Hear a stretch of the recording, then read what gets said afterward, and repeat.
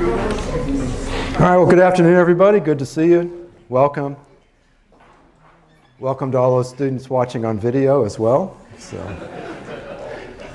Before we start, we were talking about joinable and detached threads, and you asked the question about why you would ever want to have threads running in non-detached mode, why you'd ever want to have them running joinable. And I didn't give you a very good answer, so I want to try to answer that for you better. Turns out there's an important class of sort of parallel programming. There's an important parallel programming model called fork and join, where program consists of a series of phases. And in each phase you have a worker, or a master, sorry, and it creates a bunch of worker threads.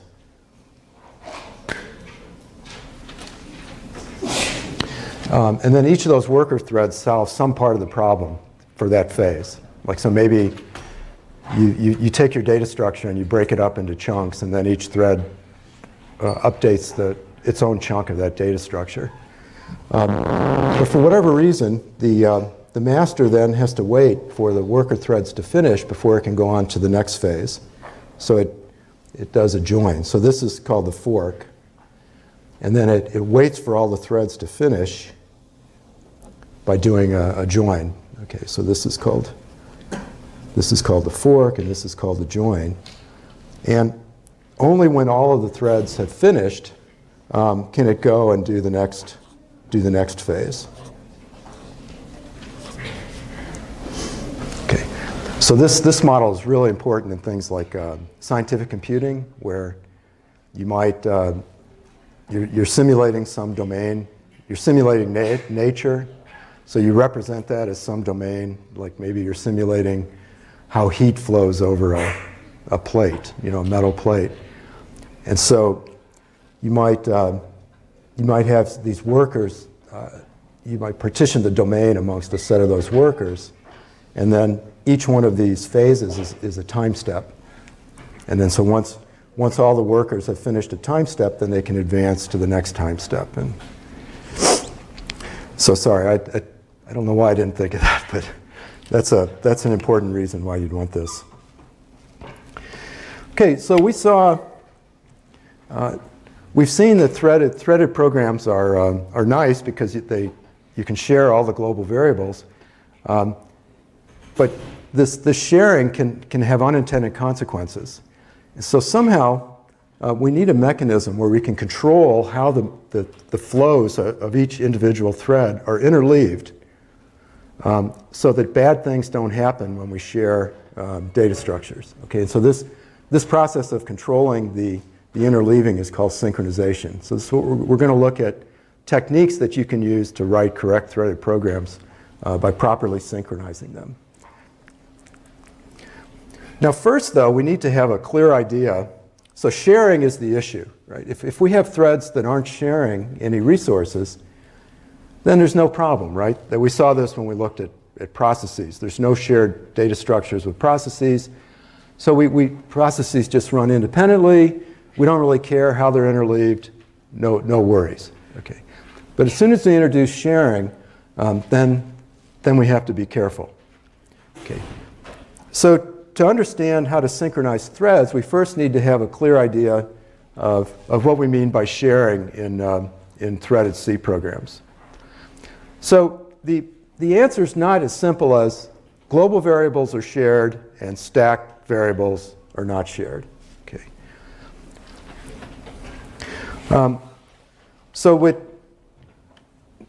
Instead, a variable x is shared if and only if multiple threads reference some instance of that variable x.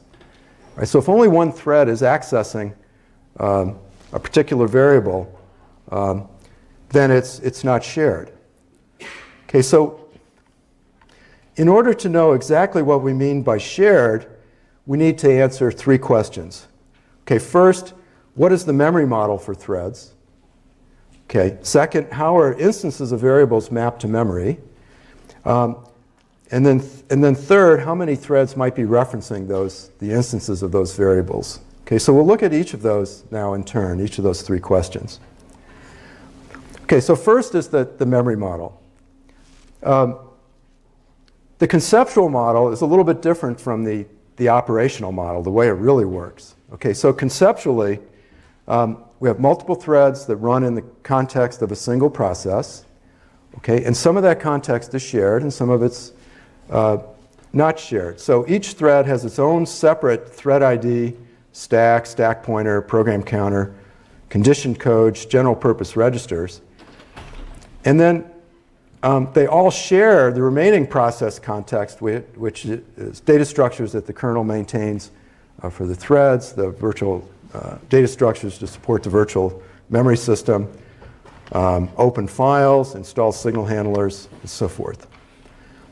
So that's the conceptual model, and if that were really enforced, it would be nice. It would make things simpler for us. But unfortunately, in real life, this model is not strictly enforced. Now, although register values are really separate, right? The kernel maintains separate context for all the registers, so that part is good. But since the threads share the address space, a thread can access the memory, the stack. One thread can access the stack of another thread. Okay, so although conceptually these stacks are separate and distinct and private, they're really not.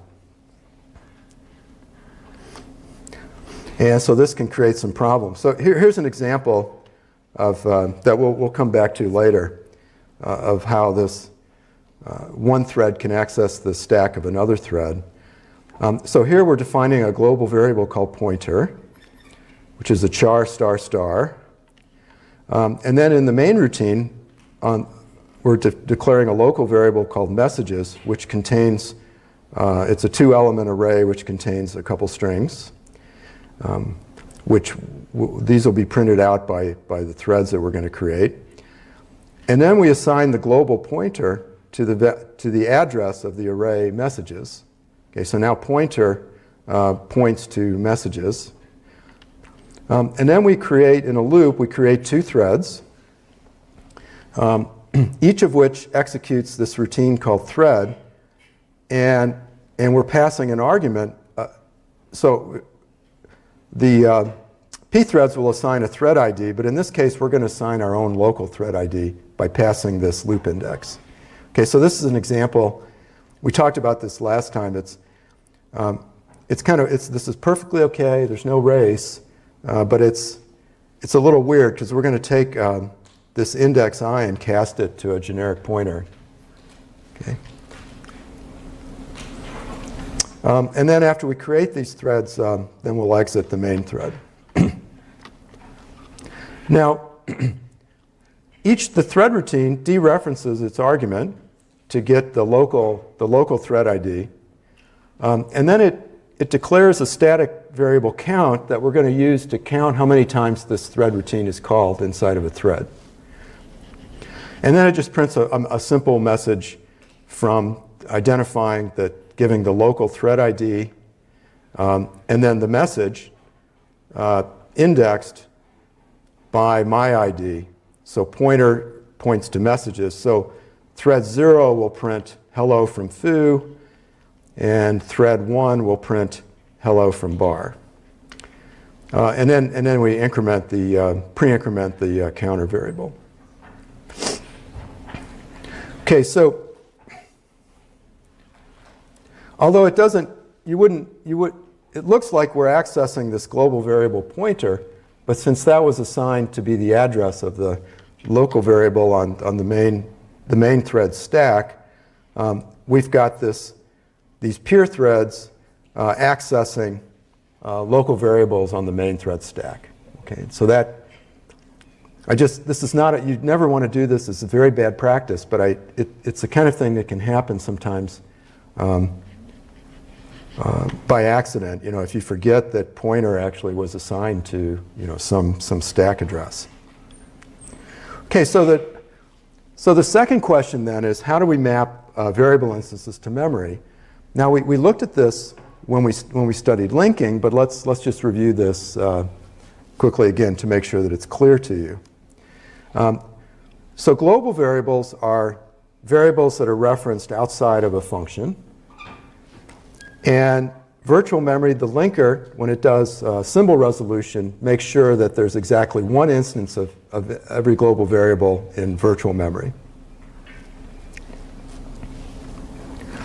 Now, local variables are declared on the stack inside of a function without the static attribute. And so in this case, the stack for each thread will contain one instance of that local variable.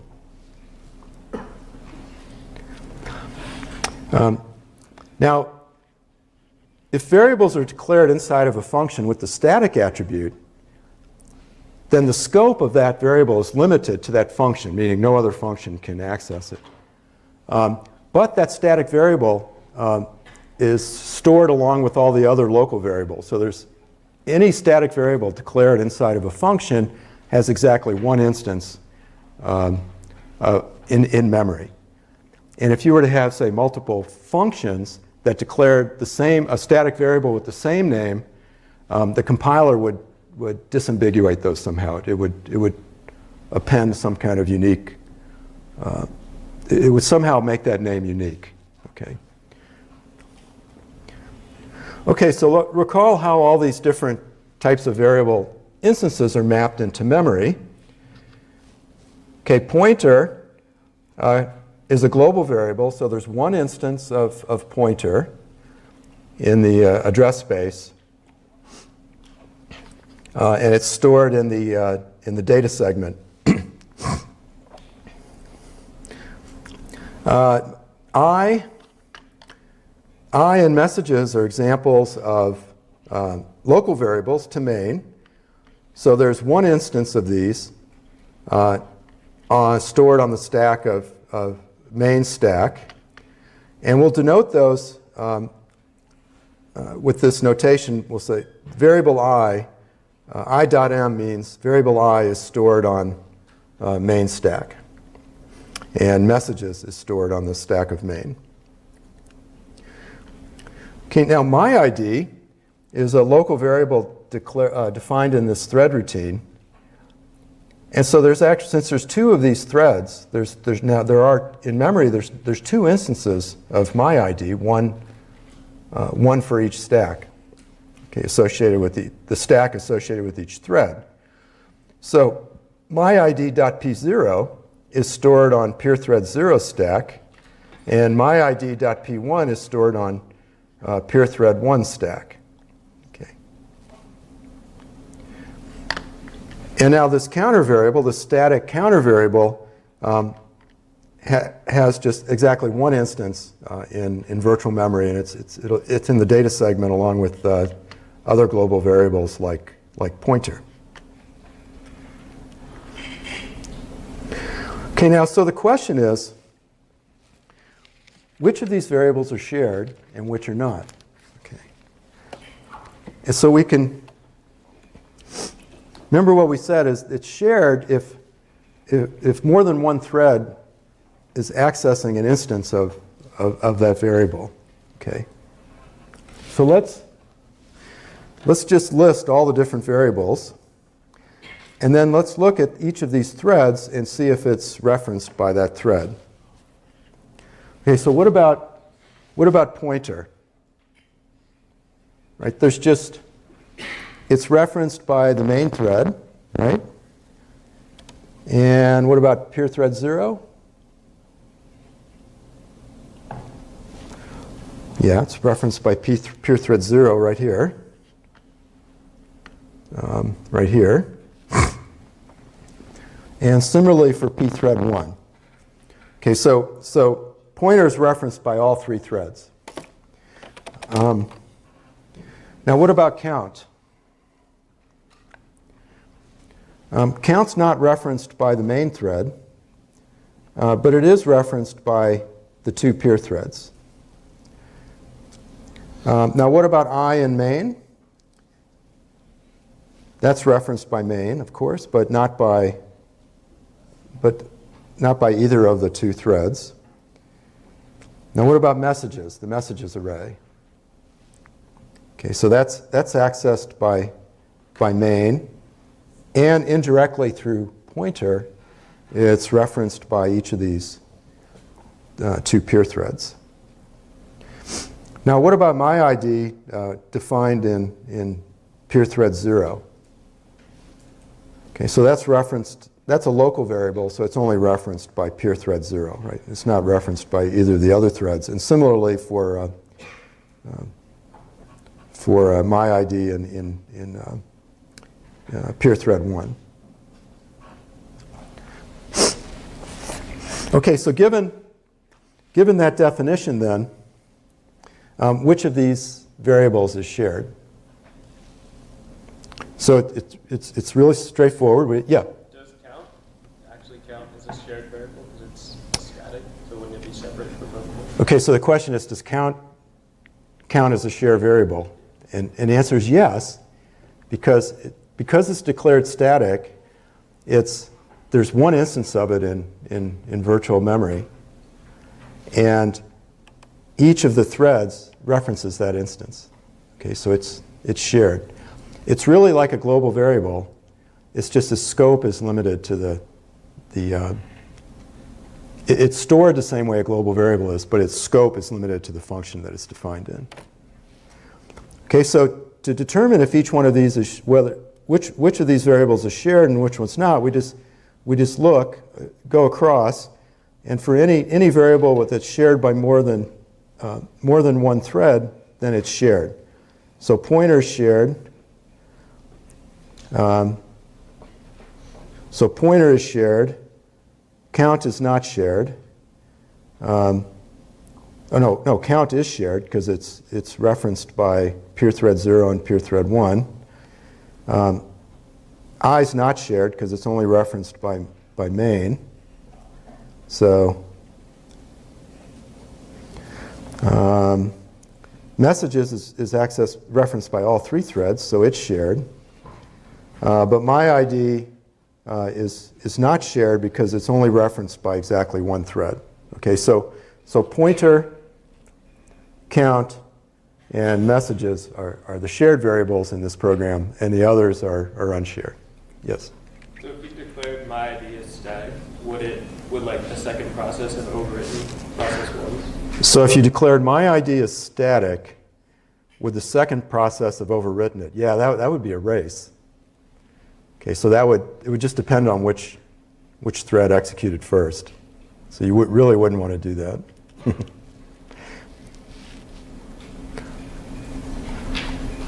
Okay, so we have a very clear notion now of what we mean by sharing.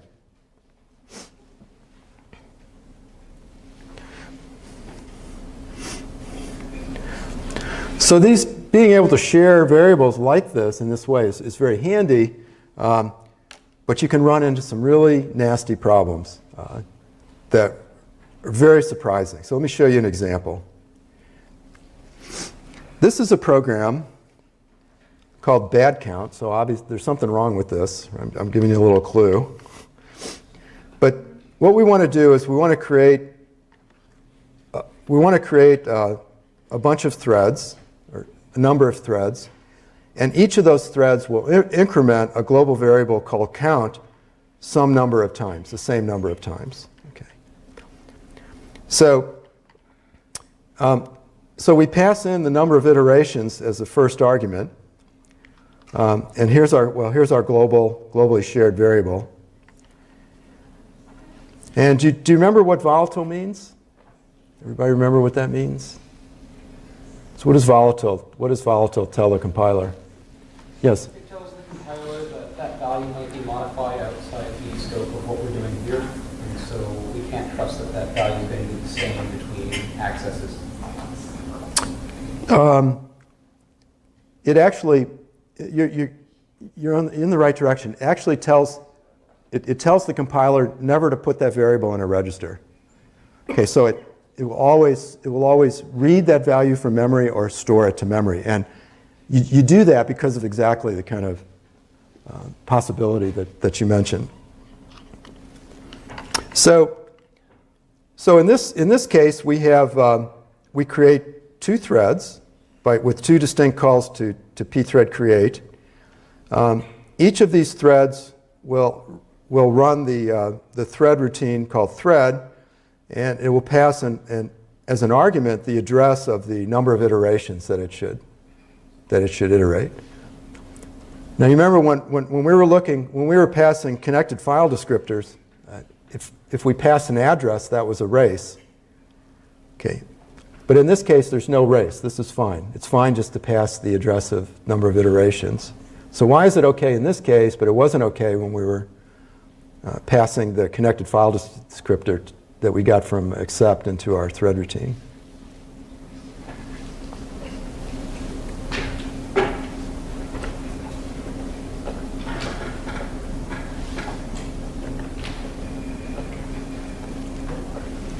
Yes? The thread doesn't modify the value. Exactly, because the thread doesn't modify the value. And the problem we had before was that our main thread was modifying that connected descriptor on the next call to accept. But here it's just a read-only variable, so we're okay. But you see how tricky the reasoning can get, right? You can't do pattern matching to determine whether you've got races or not races. Right? So you can't just say, well, it's always bad to pass the address of some variable to a thread routine. Okay, because it's not. It just depends on the context. Okay, so in this case, we're passing the number of iterations to each thread. And then we're waiting for each of those threads to finish. So this is another example of why you need, why you might want to have a non-detached thread, because you can't. When we check the value of count, we have to make sure that every thread is finished before we check whether we got the right value or not. Okay, so we wait for each thread to finish. And now, since we've created two threads, each of which is incrementing count n iters time, we expect count to be equal to 2 times n iters. And if it's not, we print my favorite error message. Otherwise, with the value of count. Otherwise, we print OK, also with the value of count. Okay, so now what's going on in the thread routine? Very simple. It dereferences the argument that was passed in and stores it in the local copy of n iters. And then it loops n iters time and increments count each time. So, and then returns. So this is very innocuous. What could go wrong? Right? And since this is threading, since this is concurrent programming, and especially since it's threaded programming, lots of subtle things can go wrong. So it turns out this program has a really serious bug. Okay, because when we run it on a Linux box, sometimes, if we call it with an argument of 10,000, sometimes we get the correct answer, 2 times 10,000 or 20,000. But then the next time we run it, we get some weird number, 13,051, completely wrong. Right, so what the heck is going on here? Okay, so to understand that, we have to look at the assembly language for this counter loop, so that we need to look at the assembly language for this counter loop in the thread routine. So we'll break it up into 3 chunks. The first chunk is sort of getting ready for the loop. We'll call that the head, and we'll denote it as h of I for thread I. And then we'll isolate on these 3 instructions that are directly related to incrementing count. Okay, so you see the first instruction loads the value in global variable count into register RDX. So we'll denote that as L of I. Next, it increments RDX. We'll denote that U of I for update. So it updates RDX. And then it stores the updated value of RDX into count. Okay, so into the location associated with the global variable count. And then the rest of this loop is getting ready for the to do the next iteration. It's not directly related to incrementing count, so we'll just sort of group this all together and refer to it as T of I for tail. Okay.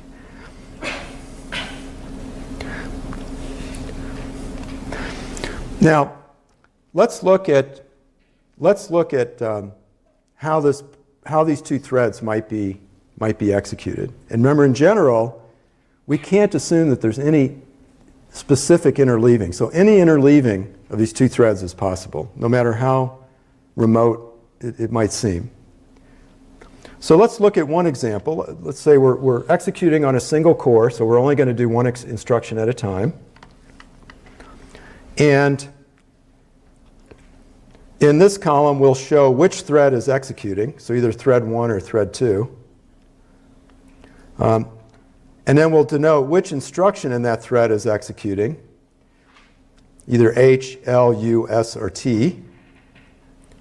And then this column shows the value of RDX for thread number 1. And this column shows the value of RDX for thread number 2. Right? And since the kernel keeps separate copies of all the general purpose registers, for each thread, these can be different. Okay, and then this last column shows the value of count in memory. So let's start executing. So initially, count is equal to 0. And thread 1 gets, the kernel schedules thread 1, so it executes H1. That has no impact on count. Then thread 1 loads the value of count into its copy of RDX, updates it, so now RDX is equal to 1, and then stores that value in RDX back to count. So now count is equal to 1. Now at this point, the kernel decides to schedule thread 2. So thread 2 begins executing. And when it begins executing, value of count is 1. So it executes H of I. Then it loads count into thread 2's copy of RDX. So now RDX equals 1. It updates it. Now it's equal to 2. And then stores that value back to count.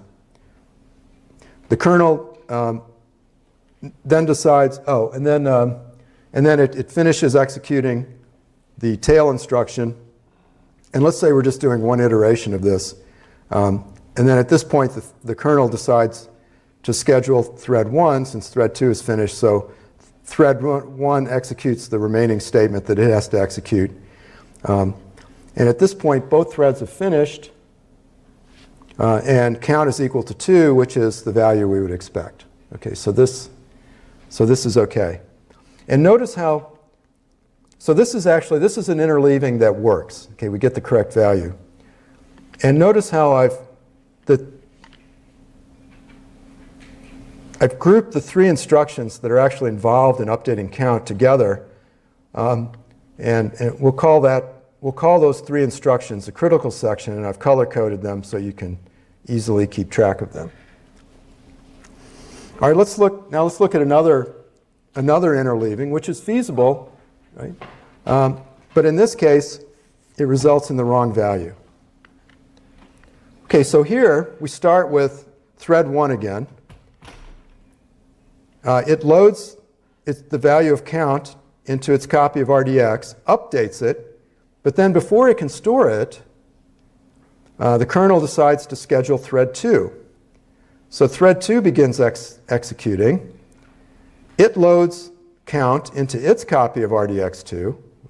You notice count is still 0, right? It's 1 in the value of in thread 1 in the RDX, the copy of RDX in thread 1, but it hasn't been updated in memory. So when thread 2 loads its value of count, now its copy in RDX is 0. Now at this point, the kernel reschedules thread 1 to execute. So thread 1 does its store of its copy of RDX into count, and then finishes executing the tail instruction. The kernel reschedules thread 2, which picks up where it left off. It updates its copy of of count. So now RDX goes from 0 to 1. And then it stores that value into count. So all we've done is we've overwritten, count had a value 1, and we've overwritten it with a value of 1. So when we finish execution of these two threads, count has the wrong value. Okay, and the general thing to notice is, you see how these critical sections have been interleaved, right? In this case, the critical section for thread 1 executed before the critical section for thread 2. Okay, but in this case, the two critical sections interleaved. Okay. So let's see another example of that. So here you can see that these are interleaved. So you probably suggest there might be a problem. Yes? Specify that if I is volatile, would that prevent this problem? So, excuse me? Specify that I was volatile, would that prevent saving it to a register? Well, no. Okay, so the question is, would I or count? Count. I just used I, B, but If we, okay. It is defined as volatile, didn't I? Yeah, so that's why, I mean, there's actually, and the compiler could have compiled this code in different ways, right? There is actually an increment instruction that you will increment a variable in memory. So we could have done, the compiler could have generated this 3 instruction sequence as one instruction, and then we wouldn't have this problem. But the problem is that it's loading into a register, then incrementing, and then saving. So that the problem comes about because we can, this thread can be interrupted before it finishes this 3-step sequence, this load, modify, store sequence. Yes? So the volatile keyword doesn't actually prevent things from being stored in the register. It just means every time you store it, the first one in memory. It would put, yeah, so that's right, yeah, I guess I wasn't clear. It prevents it from being stored permanently in a register, right? So it may have to be loaded into a register, but then it'll be written back. Okay. Whereas the compiler would have the option, like we've seen it with local variables, right? The compiler just, it never allocates stack space. It just keeps that local variable in a register all the time. Okay, so this the volatile attribute prevents the compiler from doing that.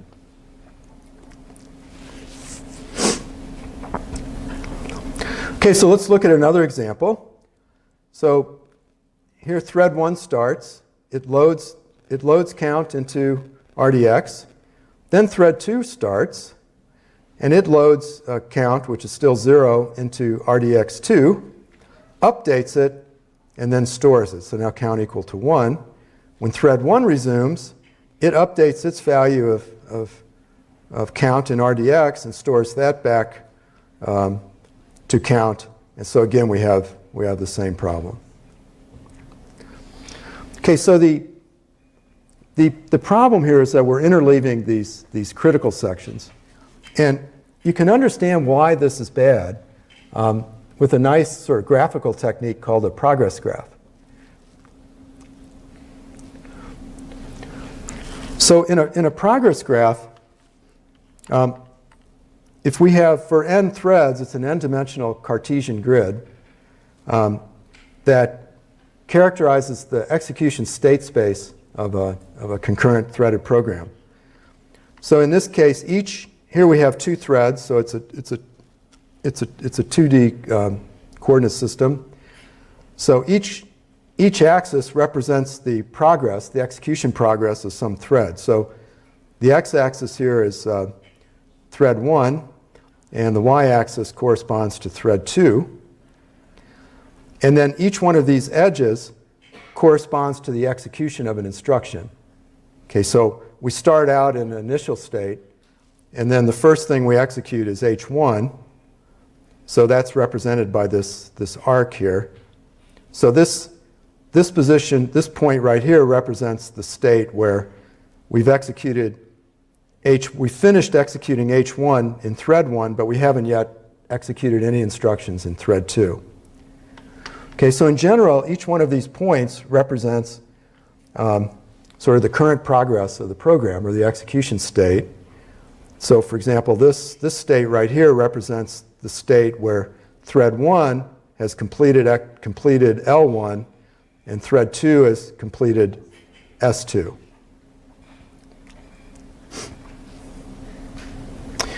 And now, the execution of a program is modeled as a transition from one state to the other. And there's some, so from this, and there's constraints on how, on how these states can advance. So from this state, L1, S2, yeah, obviously time can't go backwards, right? So we can't go backwards like in this direction to the left, and we can't go down. Okay, so we can only go to the right and up. And since we're assuming that each instruction executes, there's only one instruction executing at a time, we can't go diagonally. That would be 2 instructions. Right, so from L1, S2, the next execution state is either here, if thread 1 executes, or here, if thread 2 executes. Okay, so you can put all these together to form a trajectory which characterizes one execution of the program. Right? And any feasible set of transitions from one state to the next corresponds to a feasible trajectory. Right? So for example, H1, L1, U1, H2, L2, S1, T1, U2, U2, S2, and T2. That's a feasible trajectory. And it's it represents one possible execution, or so one set of interleavings for this program. Now these three instructions, L, U, and S, that manipulate count, form what we call a critical section with respect to count. And the idea is that instructions inside these critical sections, with respect to the same global variable, shouldn't be interleaved. Okay.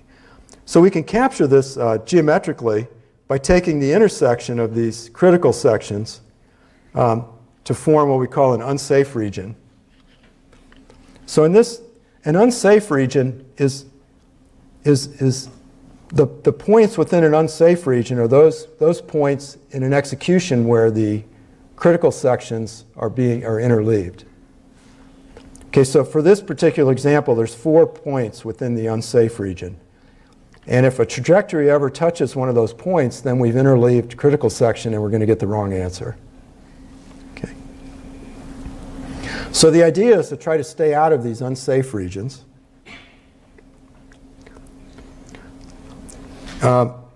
And if we do, we say that trajectory is safe. So here's an example of a trajectory that's safe. Now this is okay, right? This point right here is not in the unsafe region because we've only executed H1 here. Okay, remember a point corresponds to the instruction that we've completed that instruction. So then, so here we're skirting the unsafe region, but it's still okay. So this is a safe trajectory. We'll get the right answer for this one. However, this trajectory is unsafe because it enters the unsafe region at this point here.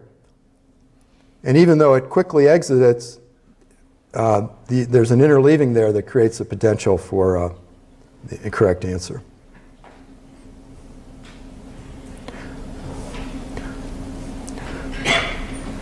Okay, so the question is, how do we guarantee a safe trajectory? And this is what we call synchronization. So somehow we want to sort of configure the kernel so that it'll never schedule an unsafe trajectory.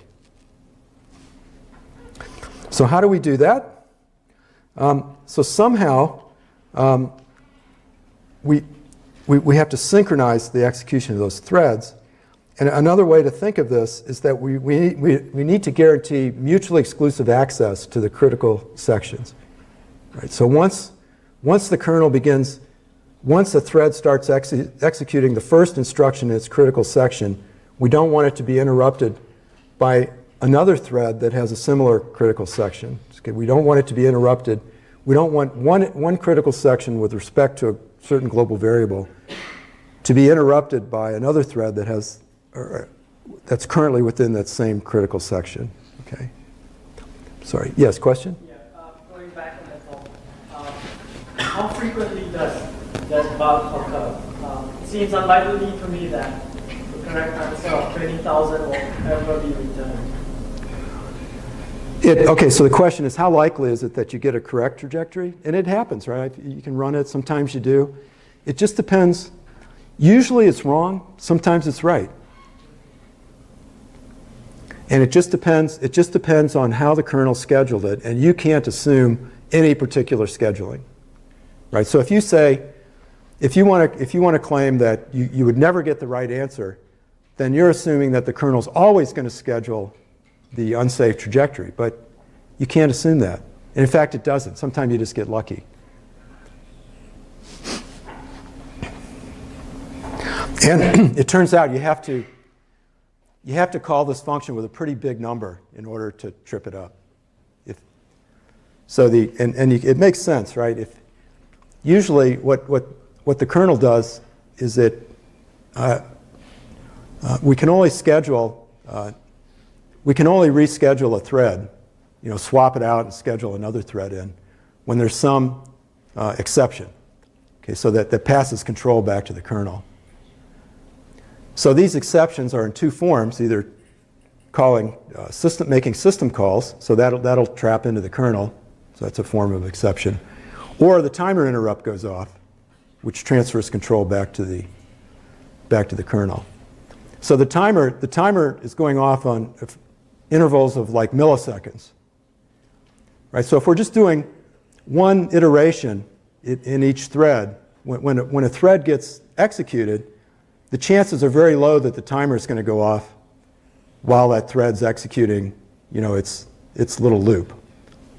But we're not making any system calls, right? So there's nothing we're not passing control back into the kernel ourselves.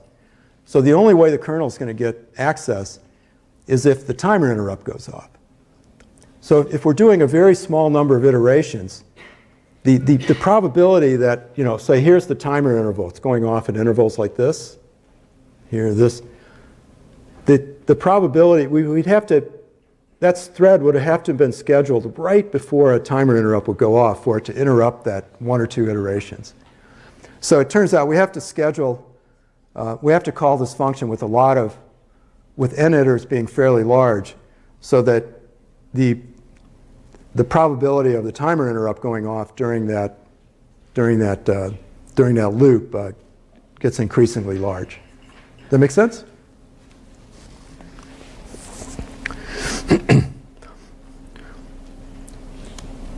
So the classic solution from this comes from the early 1960s. One of the most famous computer scientists, is a Dutchman named Edgar Dijkstra. And he came up with the classical first solution to this problem, which is what we're going to look at.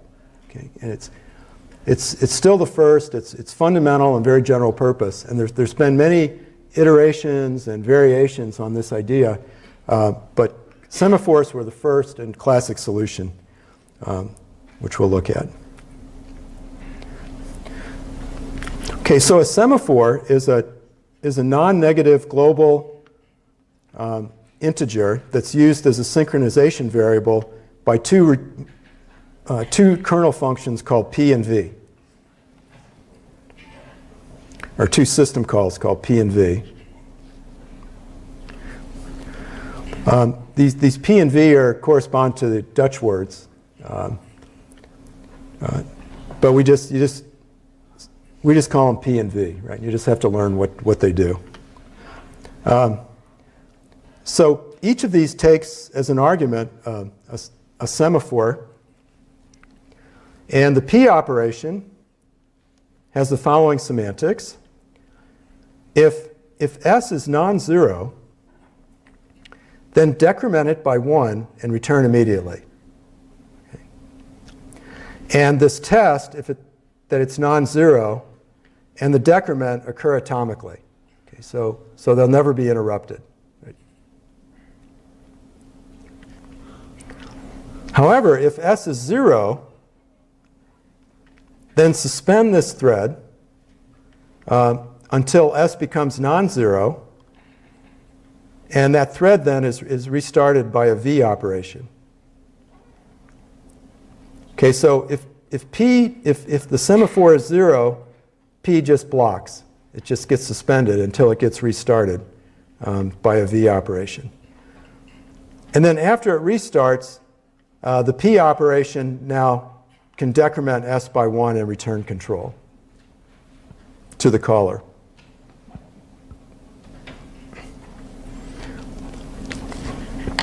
Okay, the V operation just increments S by 1. And this increment, unlike that count plus plus that we just looked at, that increment occurs atomically. Okay, so it can never be interrupted. And then after it increments S, it checks to see if there's any threads that are blocked in a P operation. So you can think of, the kernel just keeps a queue of threads that are blocked in a P operation. And the V operation, after it increments S, it checks that queue for any threads that were blocked, because when they did the P operation, the semaphore was 0. And then it restarts exactly one of those threads in some indeterminate order, okay, in some order that you can't assume. It just picks one using some selection algorithm. And then it unblocks the suspended process, okay, which then completes its P operation by decrementing S.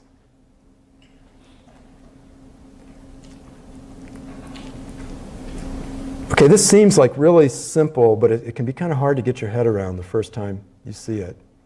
So are there any questions about P and V?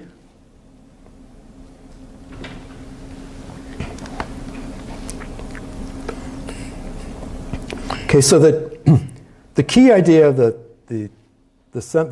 these definitions of P and V is that it imposes an invariant on the semaphores called the semaphore invariant, which is that for a semaphore S being operated on by P and V operations, S is always greater than or equal to 0. Okay.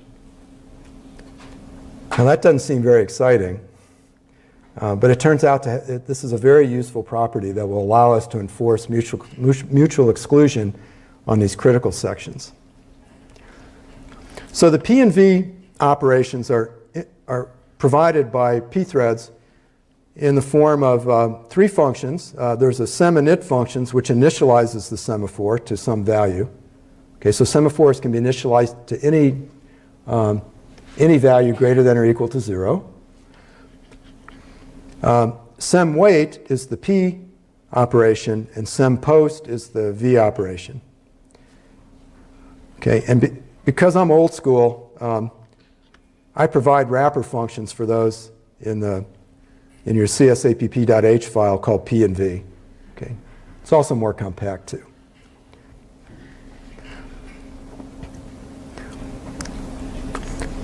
Okay, so recall our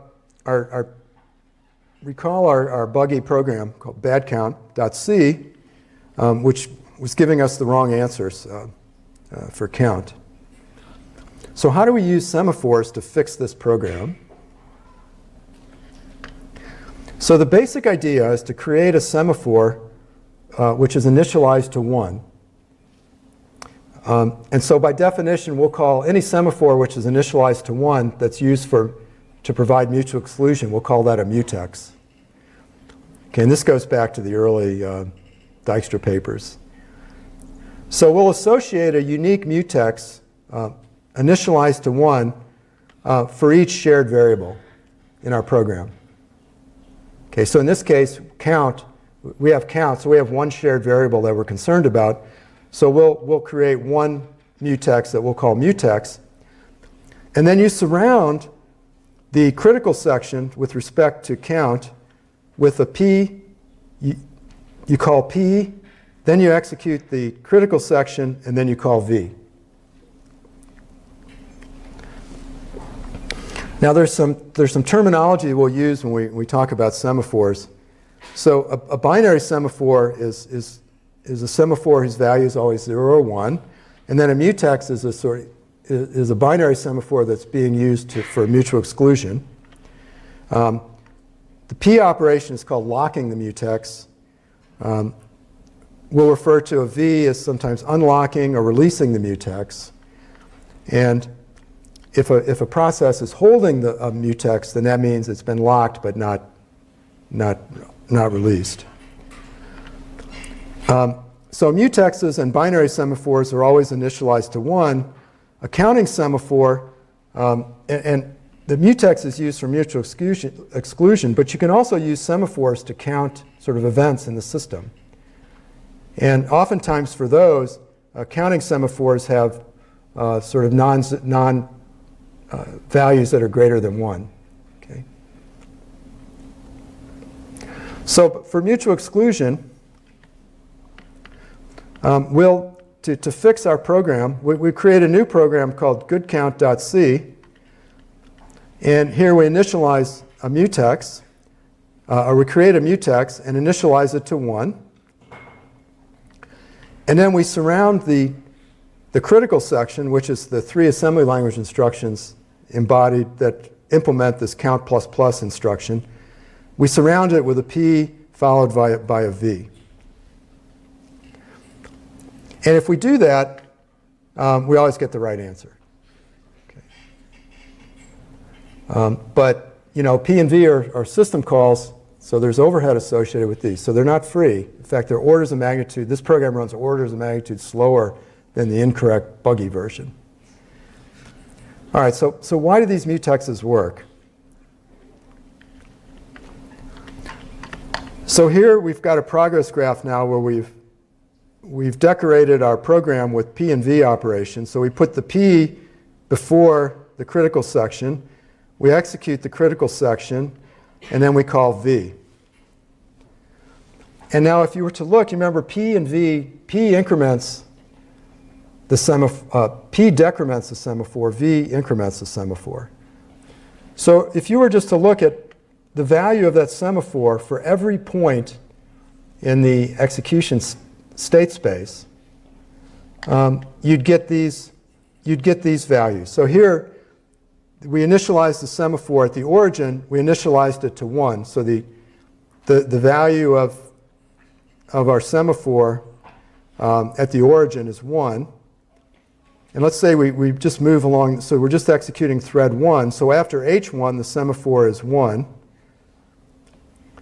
We do the P. The semaphore is 1, so P just decrements it and proceeds. So now the semaphore value becomes 0. And it remains 0 until we execute the V. And when we finished executing the V, the semaphore now is 1 again. Okay, so if we go through a similar reasoning, if we look at the trajectory to get to any point in this state space, so let's say this point right here. So to get there, we could execute thread 1 up to this point, finish the L1, and then execute H2, and then do at this point, the semaphore is 0,